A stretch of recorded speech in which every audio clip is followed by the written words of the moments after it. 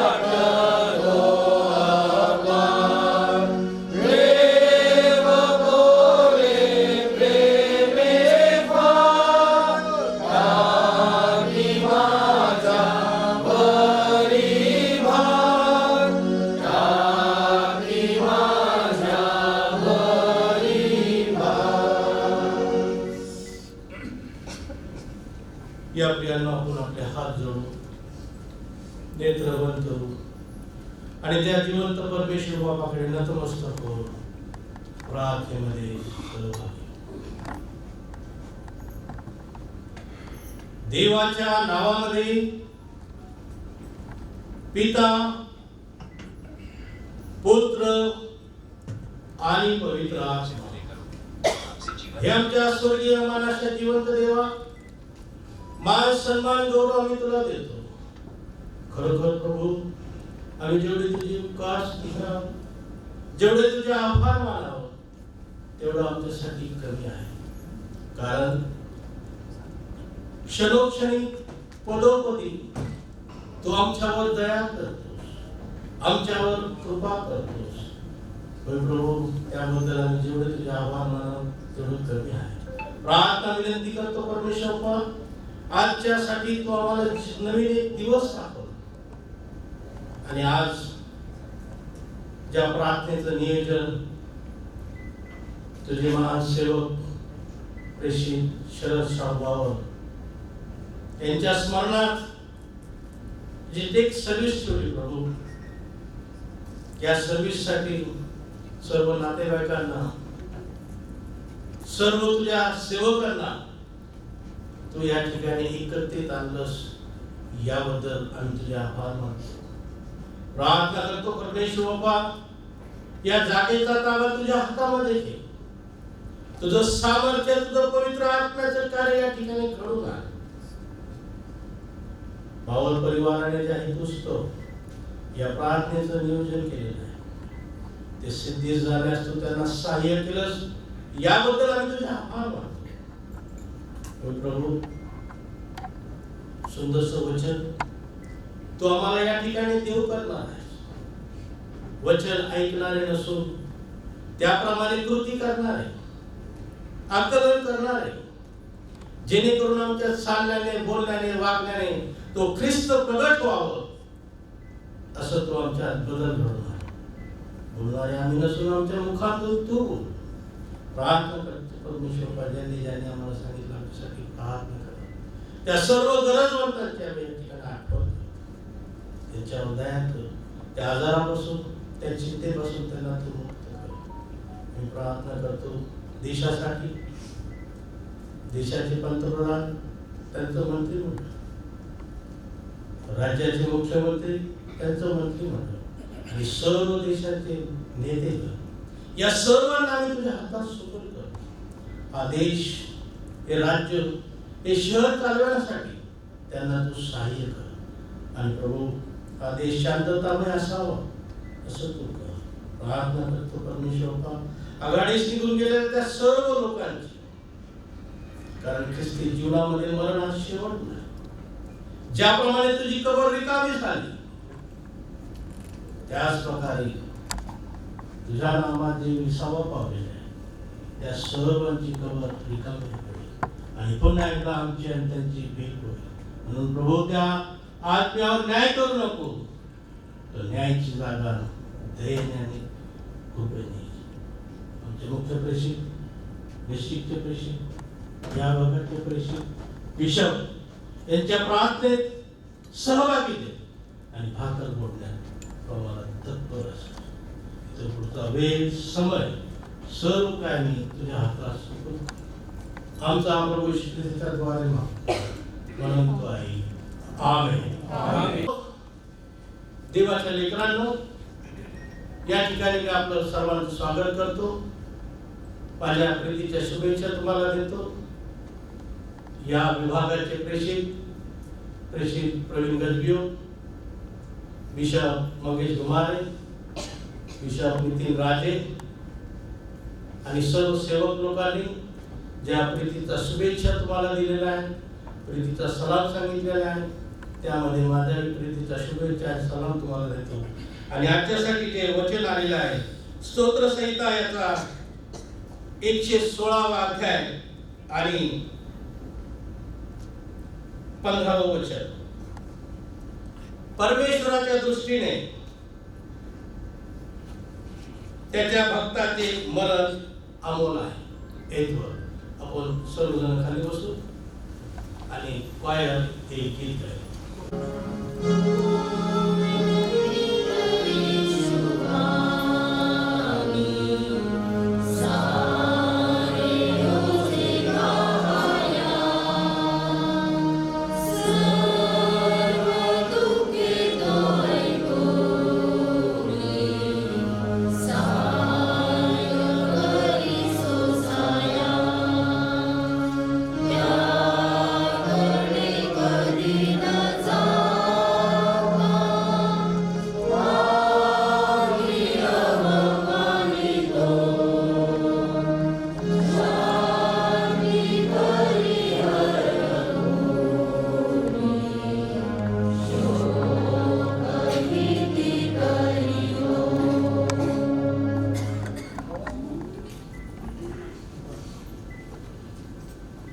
माझ्या प्रिय बंधूंनो, देवाच्या मित्रांनो, देवाच्या नावाला मी महान महिमा आणि गौरव देऊ, कारण त्याने आमच्यावर कृपा केली. आज आम्ही या ठिकाणी सर्वजण एकत्रित जमलो हेतू हा की भारताचे डिस्ट्रिक्ट अपोस्टल हेल्पर, भारतातील पहिले प्रेषित सन्माननीय शरद शाहूराव बावळ हे आपल्यामधून आज हे जग सोडून 11 दिवस झाले. त्यांच्या स्मरणामध्ये या भक्तीचं आम्ही आयोजन या ठिकाणी केलं. आणि ज्यावेळेस आम्ही वचनाकडे पाहतो प्रियानो, की दावीद राजा स्तोत्र संहिता 116 आणि 15 वचनात म्हणतो की परमेश्वराच्या दृष्टीने त्याच्या भक्ताचे मरण अमोल आहे. हे वचन आम्ही ऐकत असताना आम्हाला नवल वाटतं, कारण परमेश्वर बाप त्याच्या दृष्टिकोनातून हे बोलत आहे. परंतु जग जगातले नातं आमचं साहेबासोबत असल्यामुळं आम्हाला हा मरण त्यांचा अमोल वाटत नाही. कारण जग जगाची निर्मिती आणि जगावर आम्ही प्रीती करणारे आहोत. जे वचन आमच्यासाठी आहे की तुम्ही जगाचे नाही, जे वचन आमच्यासाठी आहे की तुम्ही जगाचे नाही, तर मी तुम्हाला निवडलेला आहे. आणि म्हणून प्रियानो, मी हे तुम्हाला सांगेन की परमेश्वर बापाला त्या मरणामुळे त्याच्या भक्ताच्या मरणामुळे अमोल असा त्याचे मरण असं म्हटलं आहे. पुष्कळ लोक जग सोडलं असं म्हणतात, आता हा संपला.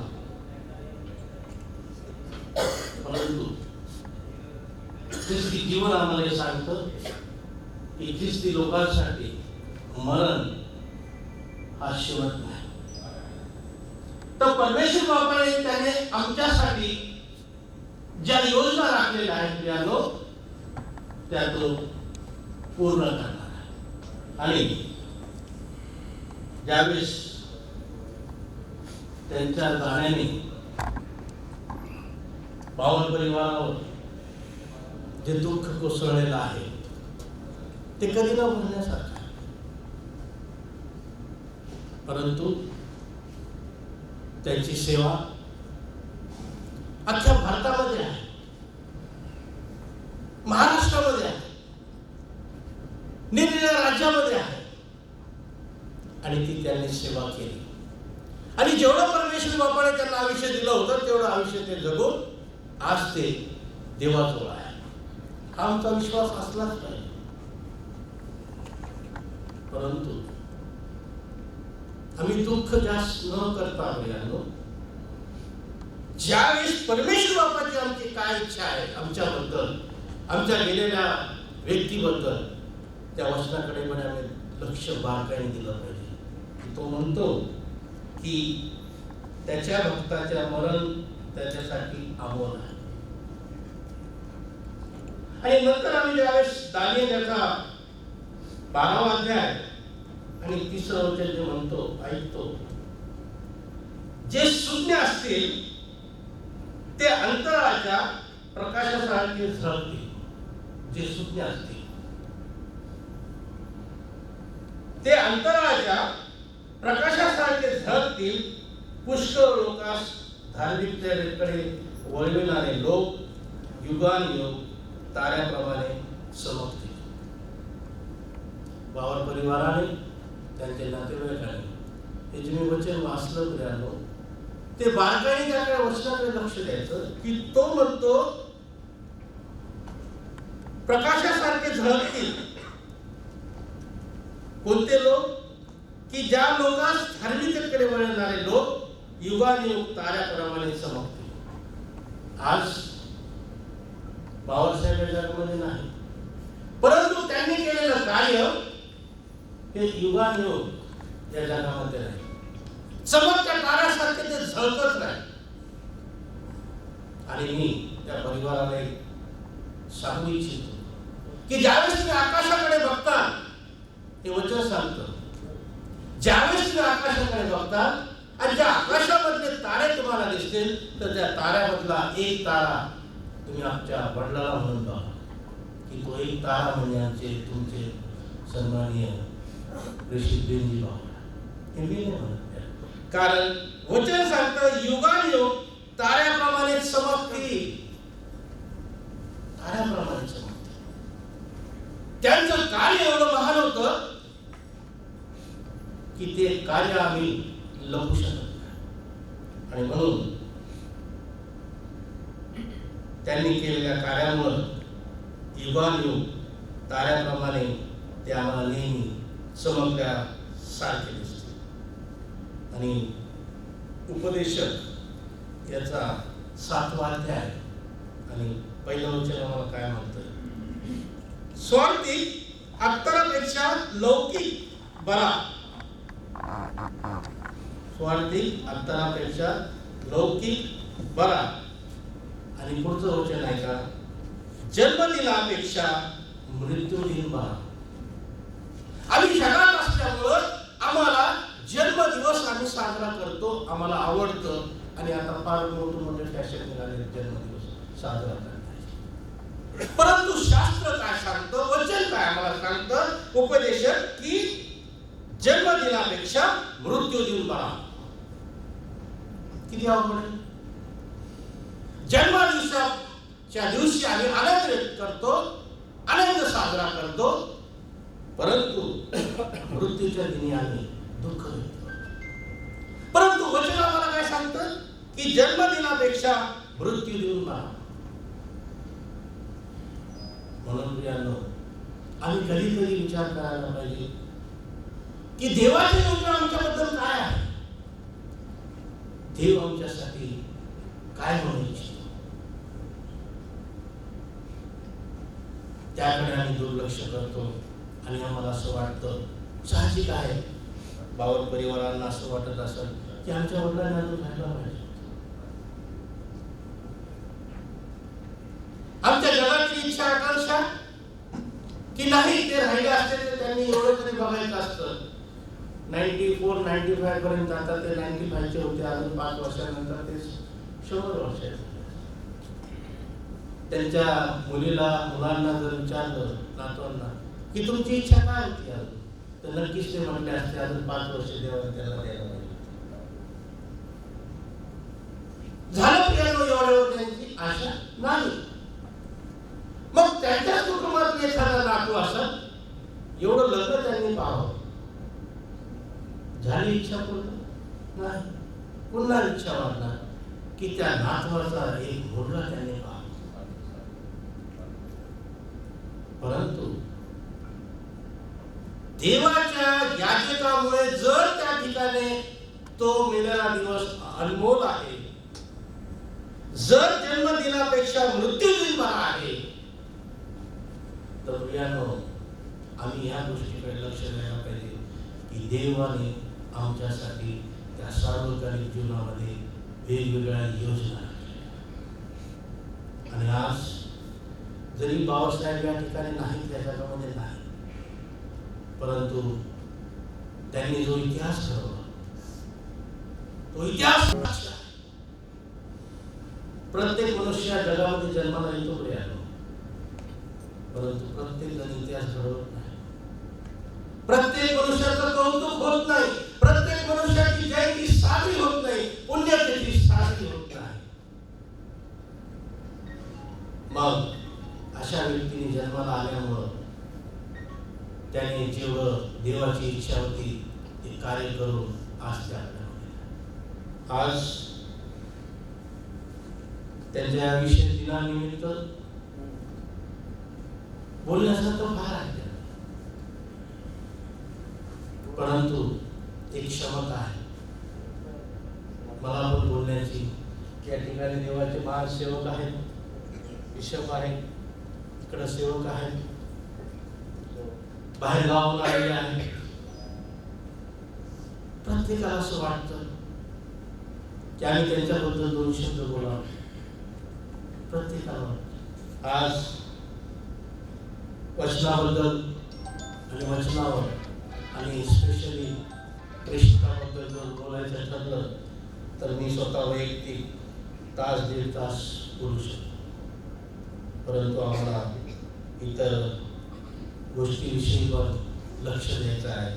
परंतु प्रियानो, जे मी आज तुम्हाला वचन सांगितलं स्तोत्रसंहितेचे 16-15 आणि दानियल 12:3 आणि त्याच्यानंतर उपदेशक 7:1 यानंतर काही शास्त्र बघाय ते आपण पुढे ऐकू.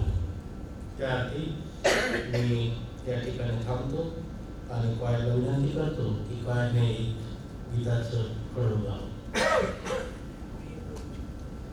विनंती शिंदे आहेत देवाच्या वचनातून, त्यांना पुष्कळ बोलायचं आहे. परंतु मी तुम्हाला विनंती करतो की 3 ते 4 मिनिटाशिवाय जास्त बोलू. त्यांच्यासाठी आपण मार्ग तयार करू.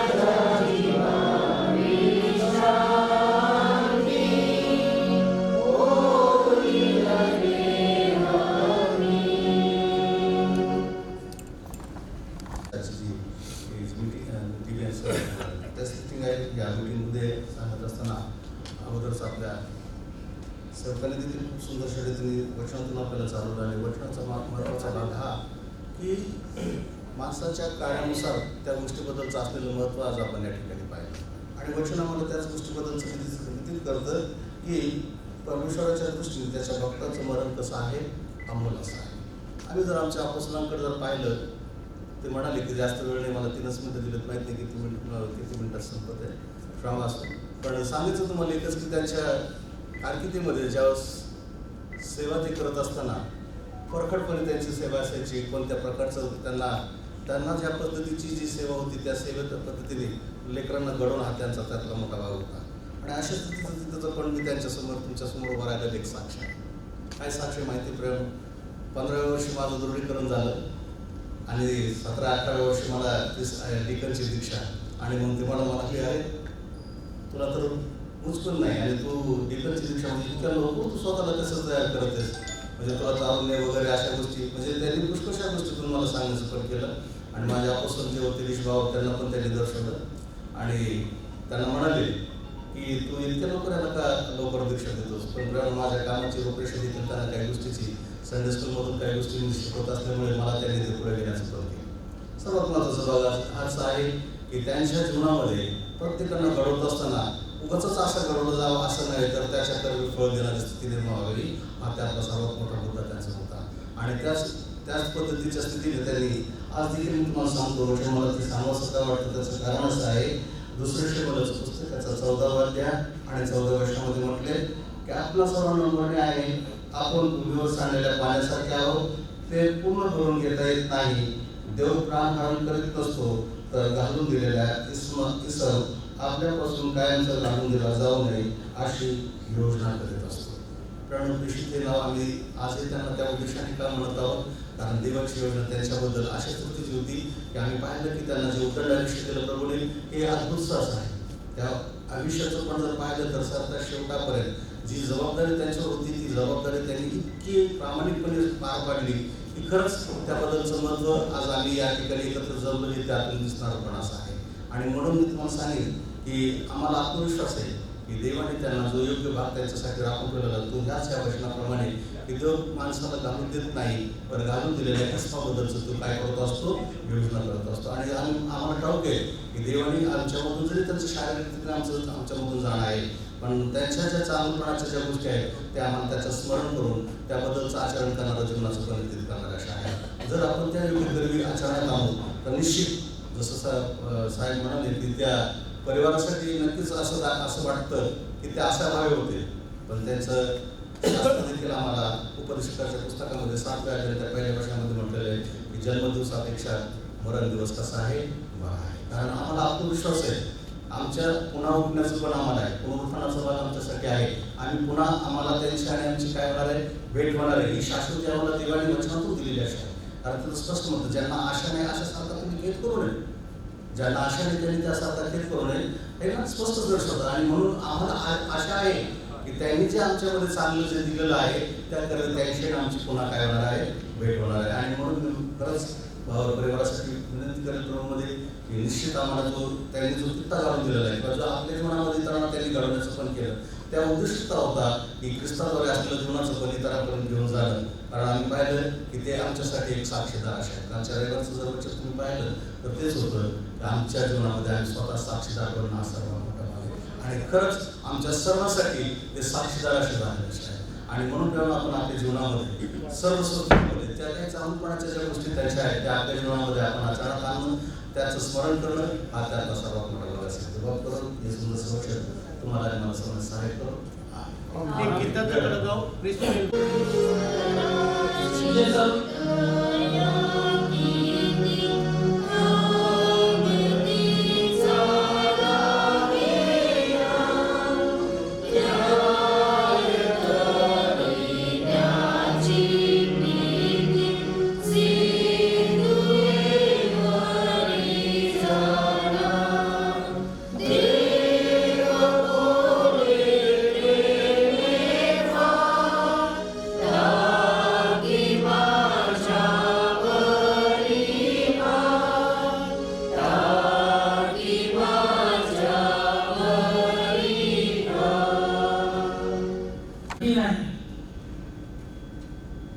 आपल्या समोर प्रभू परमेश्वर जो निर्णय घेतो तो चुकीचा घेत नाही.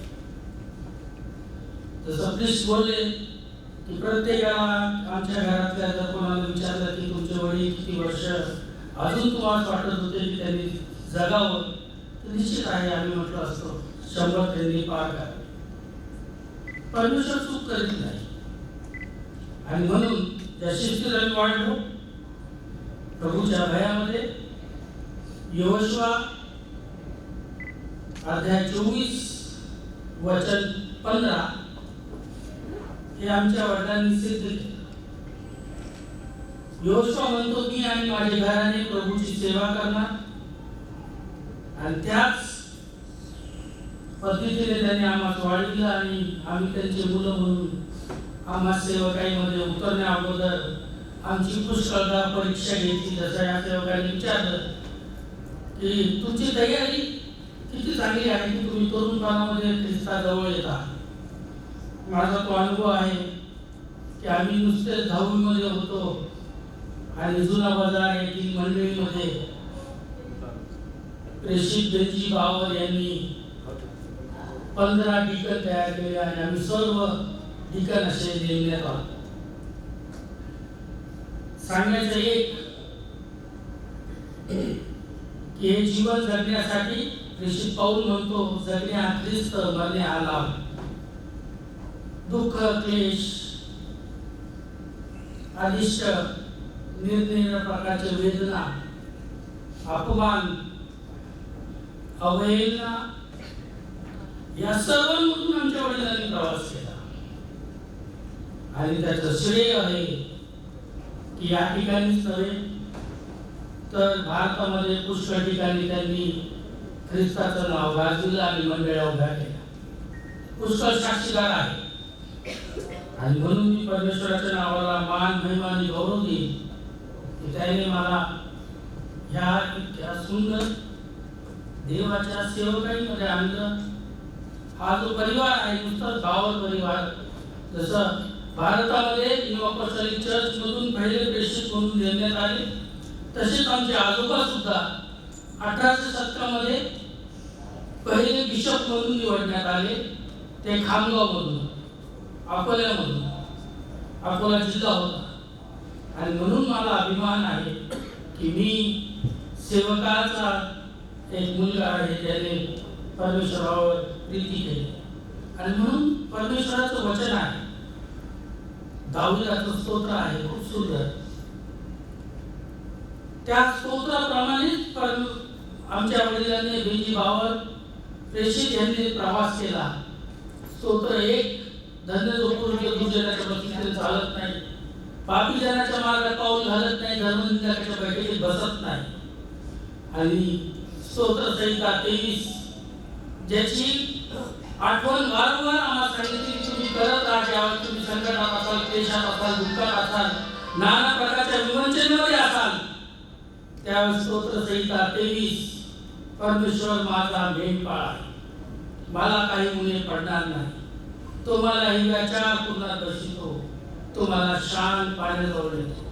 एवढंच नव्हे तर संकटात जेव्हा तुम्ही सापडता त्यावेळेस जगित रीतीने जर बघितलं तर आई हा शब्द सहज निघतो, परंतु जर तुमच्या पायाला जोराची ठेच लागली तर बाप हा शब्द मुखातून निघतो. अरे बाप, माझ्या प्रियानो, ह्या बाबाने आम्हाला सांगितलं स्तोत्र 121 कधीच तुम्ही विसरू नका. आणि म्हणून संध्याकाळच्या वेळी ज्यावेळेस तुम्ही प्रार्थनेला बसायचो त्यावेळेस प्रत्येकाने स्तोत्र बोलल्याशिवाय तुम्हाला जेवण भेटणार नाही असं आम्हाला ताकीद होती. आणि तो स्तोत्र आम्ही पाठ करायचो की आम्हाला संध्याकाळचं जेवण भेटणार नाही. हा स्तोत्र 21 इतकं सुंदर आहे की 121 की मी आपली दृष्टी पर्वताकडे लावी, तो मला सहाय्य कुठून मिळेल. आकाशाचा व पृथ्वीचा निर्माण करता परमेश्वर तो माझा सहाय्य करता आहे. तो तुझा पाय कधी ढळू देणार नाही, तुझा रक्षकाला झोप लागणार नाही. पहा, तुझा रक्षक कधी डुलकी घेत नाही. परमेश्वर तुझा रक्षक आहे, तुझ्या उजव्या हाताला तुला सावली आहे, दुसऱ्या सूर्याची रात्री चंद्राची तुला बाधा होणार नाही. अशा वचनांनी, अशा सूत्रांनी त्यांनी आम्हाला भरून काढलं. मी आपल्या सर्वांना एकच म्हणेन की ख्रिस्त म्हणाले त्याप्रमाणे इतिहास प्रत्येक मनुष्य घडू शकत नाही. आमच्या वडिलांनी इतिहास घडविला. आज मी पुष्कळ ठिकाणी फिरतो, मला ओळखलं जातं माझ्या वडिलांचे नाव. पण माझ्या प्रियानो, हा अभिमान आहे, माझ्यासाठी एक ते थाप आहे. मी एक पिक्चर बघितला होता, त्यामध्ये मुली खूप शूरवीर असतात, ते काहीतरी कुस्ती वगैरे खेळतात आणि ते एका शब्दासाठी पुष्कळ मेडल मिळवतात. परंतु एक शब्द बापाचा ऐकण्यासाठी त्यांनी त्या गोल्ड मेडल पर्यंत त्यांची धाव घेतली असती. आणि असा शाबासकीचा शब्द आहे.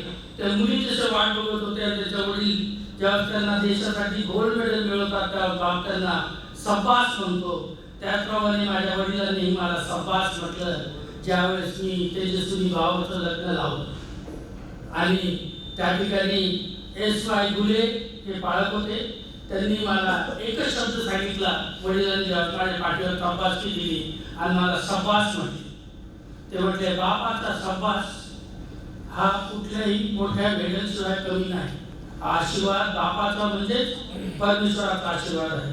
प्रभू हे वचन समजण्यात तुम्हाला आणि मला शक्ती सामर्थ्य दो. आमेन. मी अगोदरच बोललो की साहेबाबद्दल जेवढं आम्ही बोललो तर आम्हाला वेळ सुद्धा पुरणार नाही. त्याप्रमाणे ख्रिस्तनी भावावर वचनाद्वारे आपल्याशी बोलत होते. आपल्या बापाचा किता, बापाच्या नंतर ती धुरा एक सेवक म्हणून ते चालवत आहे. आणि ते बोलत असताना त्यांनी सांगितलं की ज्यावेळेस भारतामध्ये जे 6 प्रेषितांची दीक्षा झाली त्या 6 प्रेषितांमध्ये बेंजी बावर हे नंबर 1 होते. आणि त्यानंतर ते बोलता बोलता म्हणाले की आम्ही 10वी-11वी असताना डिकन म्हणून ज्या 15 डिकनची दीक्षा झाली त्या 15 ठिकाणमध्ये मी एक सुद्धा 15वा आहे.